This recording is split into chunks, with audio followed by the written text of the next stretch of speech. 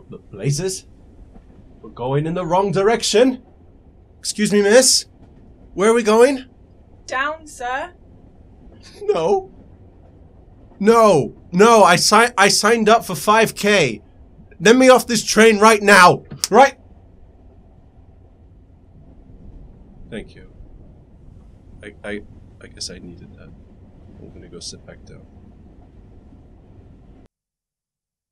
Finally, some relief for investors trying to time the market. Now would be a time for them to jump in with all this red. Although it is widely stated that you should dollar cost average rather than trying to time the market, where you spend that which you can afford to on a weekly or monthly basis. But if you were waiting, there are some very big names here with noticeable drops. Litecoin, NEM, IOTA, Monero, Neo, MiseGo, Lisk. This is not financial advice, but to me, some of these are looking really tasty right now. Now, with regards to Neo, although no official statement has yet been published, Chinese regulators are looking to state that ICOs are illegal fundraisers, which, if the position is enforced, could be pretty bad for blockchain technology. How much it affects Neo is up to investors. That's up for you and me to decide, but just letting you know what's going on. And of course, when it's a red day, Bitcoin roller coaster guy does make an appearance. Will we see him go down any further? From a personal financial standpoint, kind of hope so, just so I can add more to my position. But I understand it's not the greatest things for the market for it to start crashing. Consumers lose a bit of confidence, weak hands, move away, such as the guy on the train. Right now, I see it as a couple possibilities. We could be looking at $5,000 being a mental barrier that people set their cell walls at, and we just about hit it and then came crashing down after that, likely due to them. Or we could be seeing a price correction that was overdue. Remember, we did double in price in less than 2 months with around 5% growth a day. Now, we're still up around 60% from this time last month, so we can still afford to lose a lot more without really being any worse off. However, relax. As the popular saying goes, anything less than $100,000 Bitcoin in the long term is likely to be cheap. Interestingly, news out of the East from Russia is that they should have some sort of legal draft publication, some form of legal status for Bitcoin. They're aiming for the end of the month. This comes amid a lot of turmoil about how to handle it, some saying it should only be for accredited investors to use Bitcoin, and others, such as the internet advisor to the president, stating that there should be more adoption and in fact unveiling a blockchain and cryptocurrency advocacy group earlier this week. Whether they get on the Bitcoin train or not probably isn't going to affect that train too much. It'd be nice if they come out with some good news, but even if it's bad, then it's too late to stop, and eventually they're going to need to change the law if it's really oppressive. Now, a lot of you have been asking me to check out the Bytecoins, like the DigiBytes, the Byteballs, the Bytecoins, and so I thought I'll just review all the bytes. In the top 100, there's too many in the top 500, but here are some of the most well-known coins with byte in the name. Byte sector review. So Bytecoin is 3 years old, fifth of a penny right now. This page will load eventually. Could still be considered very expensive due to the very high market cap. Are you ever going to load? Okay. 184 billion in existence with a very high market cap of $377 million. So even though it's at a fifth of a penny, you definitely say it's still expensive.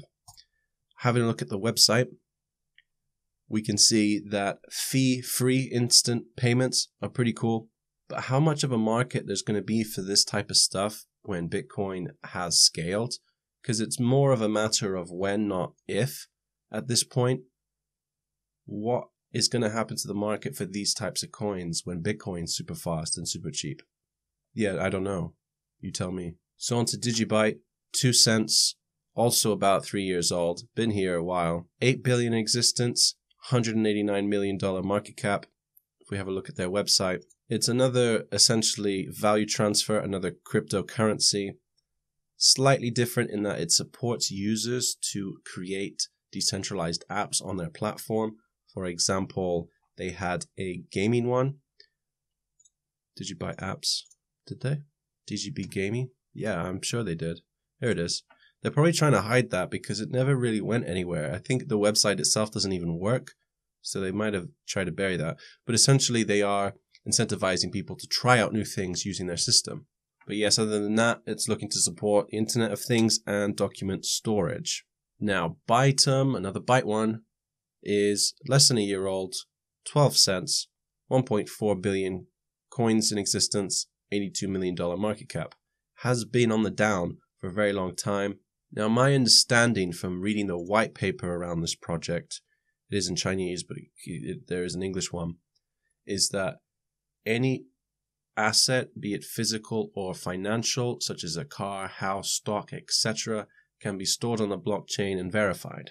The idea is that those assets can one day be traded, interoperable with other chains, and just provide a system and an ecosystem where you can do that.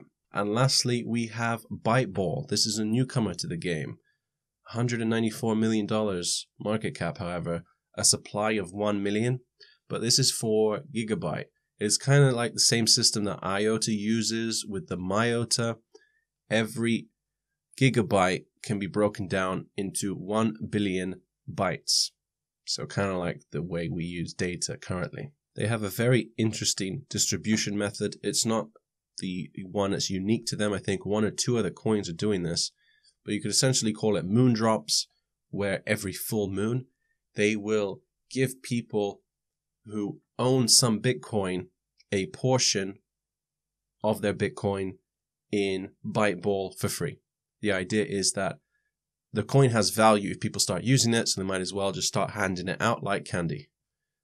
According to the white paper, for example, every 16 Bitcoin that you hold, you would get 0.1 Byteballs for it. So that's really great for the whales to get some free money. Now, there's a lot to it. Forgive me. I'm going to check out my notes. No miners, no blocks, very low fees, fast confirmations, in-app chat, peer-to-peer betting, and a type of insurance through it as well. It's a very interesting take on cryptocurrency. However, the entire ecosystem is made of one developer who is semi-anonymous, which is a big red flag. As well as that, there is no published roadmap or development, and the betting and insurance is done through a oracle.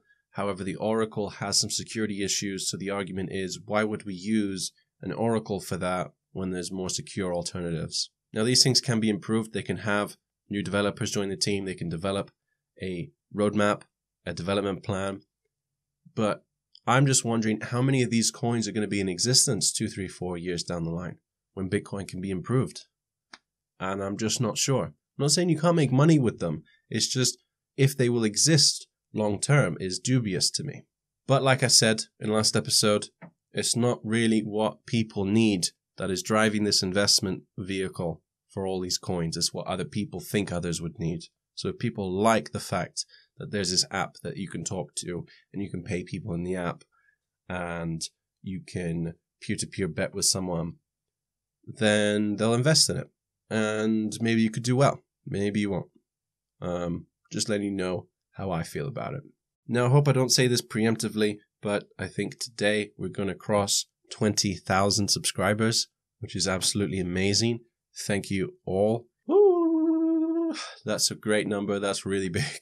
If you guys would like to see a behind-the-scenes tour, kind of, it's a small room, but if you guys would like to see it, kind of how I do these videos, I can do that as a subscriber special. If you guys would like to see that, would you let me know? You can leave a dislike if you... you leave a like if you want to see it and dislike if you don't. I won't take it personally. If there's good support for it, I'll definitely do it. And thank you for watching. I do appreciate your time, and I will see you in the next one.